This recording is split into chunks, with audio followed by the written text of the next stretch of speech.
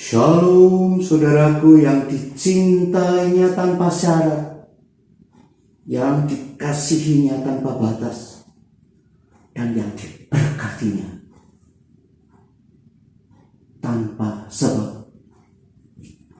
Saudara, banyak pernyataan-pernyataan keliru akibat lamanya kita sebagai orang Kristen mengikuti faham kebenaran yang sudah dipelintir,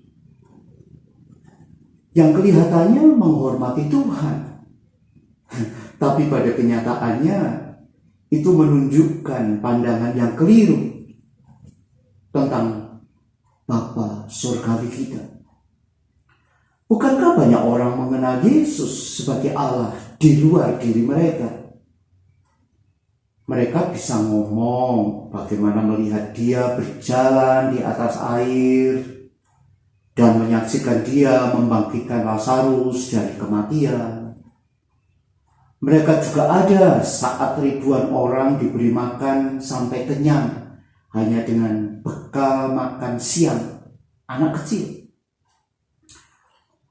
Bahkan mereka telah diberi kuasa atas sakit penyakit dan kuasa jahat oleh Yesus dan telah diutus untuk pergi melakukan perjalanan misi singkat. Apalagi Yesus telah memberitahu mereka akan ada masalah yang datang, dan ia telah memberitahu mereka di mana tempat untuk menemuinya.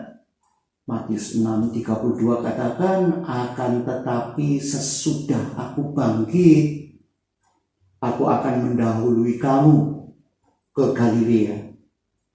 Saat semuanya reda, temui aku di Galilea. Tapi mengapa mereka tidak dapat percaya?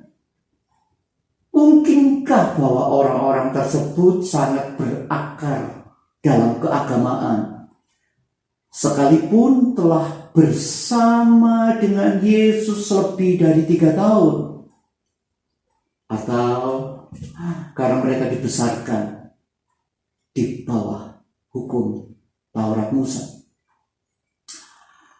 Mereka melihat Yesus menggenapi hukum Taurat seperti yang tertulis. Yesus bahkan telah memberikan percikan dari apa yang akan datang. Tetap mereka belum dapat menangkapnya, karena segala sesuatu yang mereka lihat, mereka saring melalui kacamata hukum Taurat. Sebagaimana Yohanes 16:12 katakan, masih banyak hal yang harus kukatakan kepadamu, tetapi sekarang kamu belum dapat menanggungnya. Sama dengan banyaknya orang di dunia saat ini tidak mengenali siapakah Yesus sebenarnya. Gereja-gereja Kristen dipenuhi dengan orang-orang yang sangat mengenal tentang agama Kristen. Mungkinkah mereka mengenalnya, saudara? Bila Yesus bergabung dalam perjalanan mereka, seperti dengan para murid itu yang sangat prihatin dengan hal-hal yang buruk yang telah mereka lihat tentang Yesus. Namun saat mereka duduk makan, Yesus mulai untuk memecah-mecahkan roti dan membagikannya di sekeliling meja. Pastinya dia mulai terlihat seperti yang mereka kenal. Cara dia bertingkah laku dan bagaimana gerak-geriknya. Kemudian tiba-tiba mereka tahu dia hidup. Dia hidup. Itu memang benar. Saat penghalang dari hukum Taurat menghilang dan situasinya yang gelap menghilang, Ayat 31 katakan, ketika itu terbukalah mata mereka dan mereka pun mengenal dia. Tetapi ia lenyap dari tengah-tengah mereka. Lukas 24 ayat 27 sampai 36. Mereka merasa begitu hidup saat ia berbicara dengan mereka. Dan untuk pertama kalinya perjanjian lama mulai menjadi masuk akal dalam hati mereka. Kenapa? Karena kita tidak akan pernah benar-benar memahami perjanjian lama sampai kita melihat Yesus yang telah bangkit. Amin. Lihat, saat dua orang murid itu kembali dengan dipenuhi pewahyuan tentang Yesus, di mana mereka menemukan ke-11 murid dan yang lainnya masih berkumpul dalam kesedihan, dalam kedukaan dan ketidakpercayaan mereka. Mereka tidak percaya. Inilah sebuah kelompok yang keras, yang terikat dengan situasi. Melihat melalui realita alami dari pikiran mereka yang tidak mengenal Allah. Namun untunglah di ayat 36 dikatakan, dan sementara mereka bercakap-cakap tentang hal itu, Yesus tiba-tiba berdiri di tengah-tengah mereka dan berkata kepada mereka, damai sejahtera bagi kamu. Berbahagialah mereka yang berduka cita, karena akan dihiburkan. Damai sejahtera bagimu. Mereka terkejut dan takut dan menyangka bahwa mereka melihat zombie atau hantu. Mereka masih tidak percaya. Mereka tidak mempercayai Maria, dan mereka juga tidak mempercayai kedua orang murid yang sudah mendapat pewahyuan tersebut.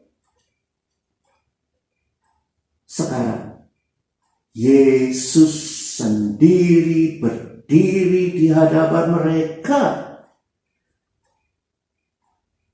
dan mereka tetap tidak percaya.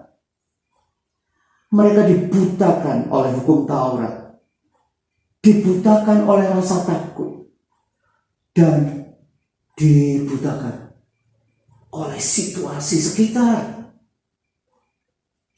Ayat 42 katakan, lalu mereka memberikan kepadanya sepotong ikan goreng. Saudara pikir ini ketulusan, kepercayaan? Justru itu pembuktian ketidakpercayaan mereka. Iya tah, benar tah. Lalu ayat 45 katakan, ia membuka pikiran mereka. Perhatikan, ia yang membuka pikiran mereka, sehingga mereka mengerti kitab suci. Untuk bertemu dengan juru selamat yang telah bangkit, Kristus Yesus,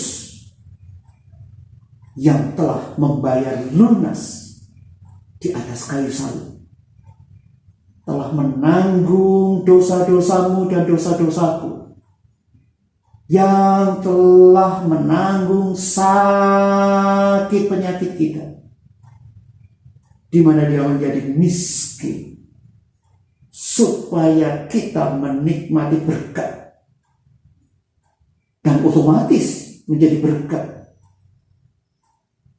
Tidak ada lagi, ayo jadi berkat. Mati saudara. Dia yang adalah penuntun kita, dan menjadi sahabat yang jauh lebih karib dari saudara kandung. Dia telah mengalahkan semua kuasa maut dan neraka. Dia telah menaklukkannya sehingga kita dapat menjadi lebih dari pemenang. Sekali lagi, kita dapat menjadi lebih dari pemenang dalam Kristus Yesus. Dia tidak hanya telah bangkit, dia juga telah naik dan duduk jauh mengatasi semua pemerintah-pemerintah, penghulu-penghulu dan penguasa-penguasa. Dan dia telah membangkitkan kita untuk duduk bersama dia dalam kemuliaan. Jadi untuk bertemu juru selamat yang telah bangkit, Kristus Yesus itu, caranya bukan dengan usahamu. Dengar saudara, bukan dengan caramu, melainkan Ia membuka pikiran mereka sehingga mereka mengerti kitab suci, yang adalah semuanya tentang Dia, tentang Kristus Yesus Tuhan. Bukan tentang bagaimana engkau melakukan ini dan itu. Itu sebabnya bahagianmu dan bahagianku cuma menerima. Cuma menerima. Haleluya. Amin.